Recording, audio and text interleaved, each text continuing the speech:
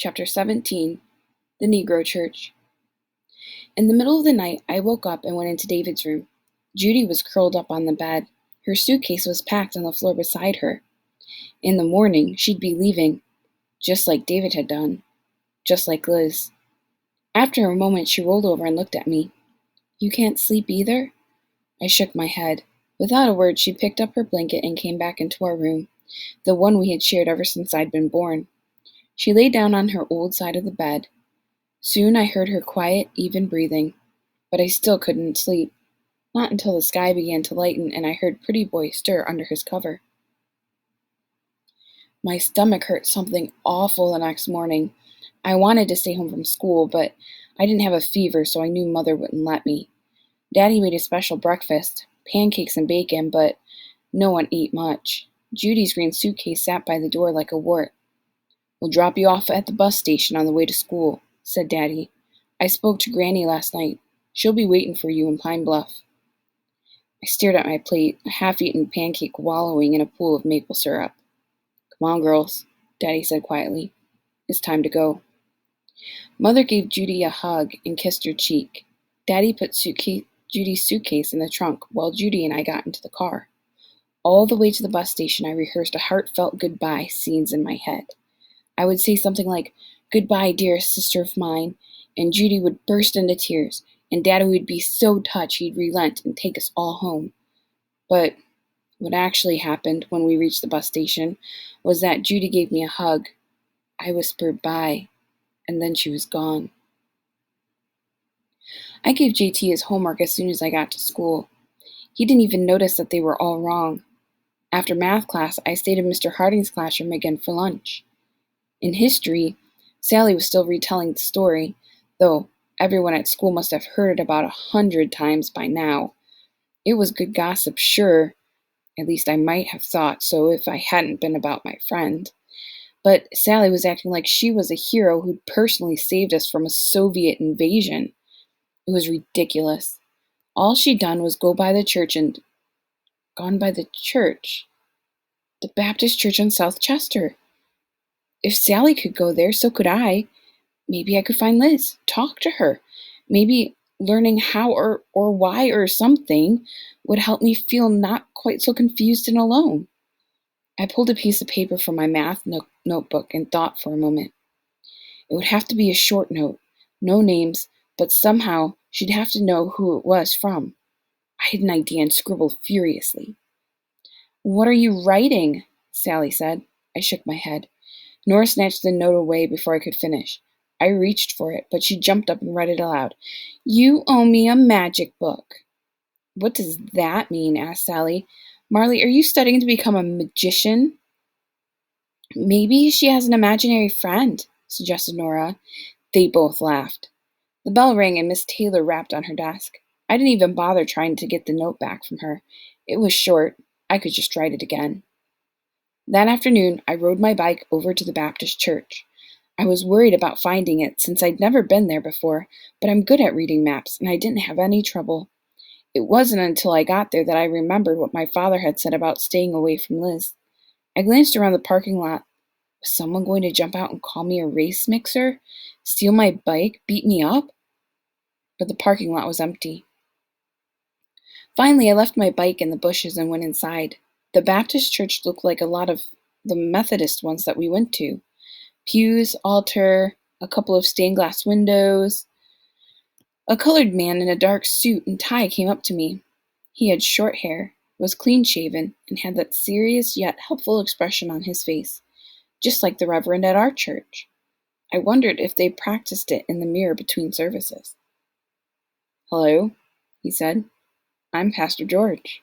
What can I do for you?" I couldn't believe my luck. Pastor George was Betty Jean's husband and Daddy's friend. If anyone could help me, it would be him. I handed over the note I'd folded into quarters and written, "To Liz, Elizabeth," on the front. His smile faded when he read the name. "She doesn't go here," he said, and handed the note back to me. That's when I realized he knew exactly who I was looking for. Elizabeth is a real common name, and he didn't even ask me what her last name was. Not that I knew it. I mean, She was listed on the rolls at school as Elizabeth Templeton, but I was pretty sure that wasn't her last name. I wasn't even sure if Liz was her real first name. Maybe it was really Wanda or Darlene or Phyllis. I'm sorry I can't help you, Pastor George said politely, though his tone made it clear that what he really wanted was for me to go home. I unfolded the note and handed it back to him. He took it like it was the tail of a dead mouse. You owe me a magic book. Friday after school, the usual spot. She'll know what it means, I whispered. Pastor George gave me a funny look. Are you Richard Nesbitt's daughter? I nodded. Sure hoped he wouldn't tell my father what I was doing. Pastor George didn't smile, but his face softened a little. Youth group is tonight. I'll ask around. Thank you, and I went home to wait. Chapter 18. When Pretty Boy Died. The next evening at dinner was quiet. Not the good quiet where you're all thinking your own thoughts and smiling at each other, but the bad quiet where you're walking on eggshells even though the mean words are still in your head. I was mad at Daddy for sending Judy away, and mad at Mother for not standing up to him. For their part, my parents seemed to have forgotten I was there. No one spoke, except to say, pass the salt, or where's the butter? I wondered if this was what dinner was going to be like now that Judy was gone. If so, I thought I'd run away to live at Granny's too. Halfway through dinner, I dropped my glass and spilled water all over my blouse.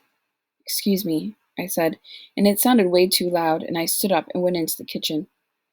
I was reaching for the dish towel when I heard Mother say, There's something I need to tell you, Richard. What? Asked Daddy. They were whispering, but I was only in the kitchen, so I could hear every word. You know that private school, T.J. Rainey? Mother asked. The one Judy wanted to go to? Yes. It's opening next week, said Mother. I've been asked to teach there. Just tell them you're not interested. No, said Mother. I signed the contract this afternoon. Daddy started coughing. I'd mainly be the same students I would have been teaching at Hall High. No. And if I could help get the school started, then maybe Judy could come home, explained Mother. I crept over to the doorway. I didn't want to hear them argue, but like a moth near a candle, I couldn't pull myself away either. Daddy shook his head. Governor Faubus is just trying to find a way to get around the integration order. It's going back on all the progress those 9 students made last year. Mother said nothing. You knew I wouldn't approve, said Daddy. That's why I didn't ask you first, snapped Mother. Sometimes I think you care about those Negroes more than your own family. Daddy slammed his fist down on the table. That's not fair. Of course I'll miss Judy, but we have to do what's best for her education and...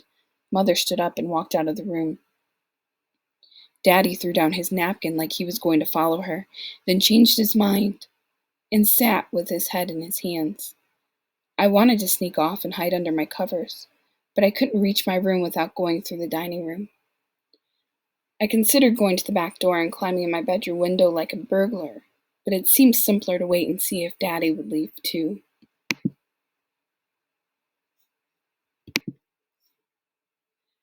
Finally, he looked up and saw me standing in the doorway.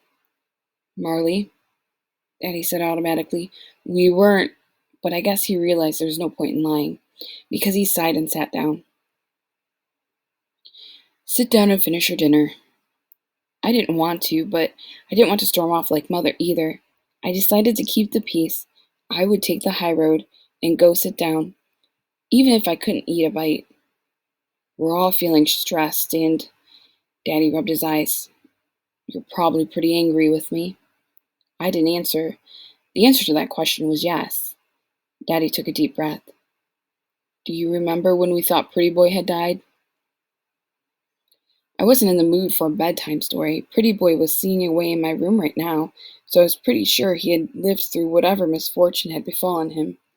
But Daddy wasn't deterred by my lack of interest. You were little, maybe 4 or 5, he went on. David let Pretty Boy out of his cage to fly around, but then, after a while, he couldn't find him. He searched everywhere. Finally, he went up into the attic. There was Pretty Boy, lying on the rafters in front of the attic fan. Pretty Boy was lying awful still, not moving. David picked him up and gently stroked his feathers. Nothing. There wasn't any injury he could see, but Pretty Boy didn't move. David brought him back downstairs and put him in his cage. When I came home from work, that was where I found you all, gathered around Pretty Boy's cage, crying. I vaguely remembered that, not that I was interested in Daddy's story, but you were already planning the funeral, but I wasn't sure he was dead. I'd seen birds like that before, stunned, but if you left them alone long enough, they'd shake it off and be as good as new. So we put the cover on his cage and went to bed. And in the morning, when we took off the cover, there was Pretty Boy, sitting on his perch singing just as pretty as he ever had. What I'm trying to say is, our family is like Pretty Boy. Things might seem awful bad right now, with your new friend gone, and your sister at Granny's, and Mother so angry with me, but we'll get through this, you'll see. He patted my hand. It was a nice story, but I wasn't totally sure he believed it himself. There was a knock at the front door, and Mother went to answer it. We could hear a man's voice, low and gruff, but we couldn't make out the words. Who is it? Daddy called out. A policeman, said Mother, and she sounded afraid. All sorts of horrible ideas went through my head as Daddy and I ran for the front door. Maybe David had been in a car accident. Maybe Judy had run away. Or maybe the policeman was here to arrest me for trying to contact Liz. Daddy had warned me to leave her alone, and I hadn't listened. Actually, said the man, I'm a federal marshal. Sure enough, he had an armband that read U.S. Marshal and held up a badge with an eagle on it for all of us to see. Does Miss Lillian Maureen Nisbet live here? Yes, said Mother, that's me. He handed her an envelope with a golden seal. This is a restraining order forbidding you from working at J.T. Rainey High School. I don't understand, stammered Mother. There is a current contract on file placing you at Hall High School. You need to honor that contract. Mother took the envelope but didn't move to open it. Oh, do you understand, ma'am? The man asked. You are not to teach at J.T. Rainey. This is an order from the federal government which supersedes any state laws. You need to remain at your old school, even if there aren't any students. I understand. But Mother didn't look at him. The marshal tipped his hat. Good night, then. Sorry to bother you. He turned and left our front porch. Mother stood perfectly still in the hallway. Daddy opened his mouth, then closed it again. I went back into the dining room. The silence was horrible, and I found myself wishing for the yelling. Thoughts were bouncing around my head like balls on a pinball machine, and I didn't want to hear any of them. Was Mother going to be arrested? Were my parents going to keep fighting? When was Judy going to come home? Would Liz show up tomorrow afternoon? I scraped all the leftovers into the trash and focused on doing the dishes, scrubbing each plate in a clockwise circles. The area of each plate was pi times the radius squared. If I thought about that hard enough, I wouldn't have to worry about anything else. In the middle of the night, I woke up hungry. I decided to go into the kitchen and make myself a bowl of cereal and milk, but when I got halfway down the hall, I heard crying. I peeked into the kitchen. It was Mother, sitting at the table holding a cup of tea. Parents were not supposed to cry. They weren't supposed to fight either, and sisters weren't supposed to be sent away. And if your friend was white, she should stay white and not suddenly turn out to be a Negro. I wanted to comfort Mother, but I didn't know what to say. For a long while, I just stood in the hall and listened to her crying and thought, what if Pretty Boy hadn't woken up? What if flying into the van had killed him? Daddy had said sometimes birds shook off a collision, and sometimes they didn't. Which one would it be for us? I crept back into my room, picked up the drape over the bird cage. Pretty Boy was sitting on his perch, his tiny chest moving up and down. I whispered, please don't die. Then I let down the drape and went back to bed.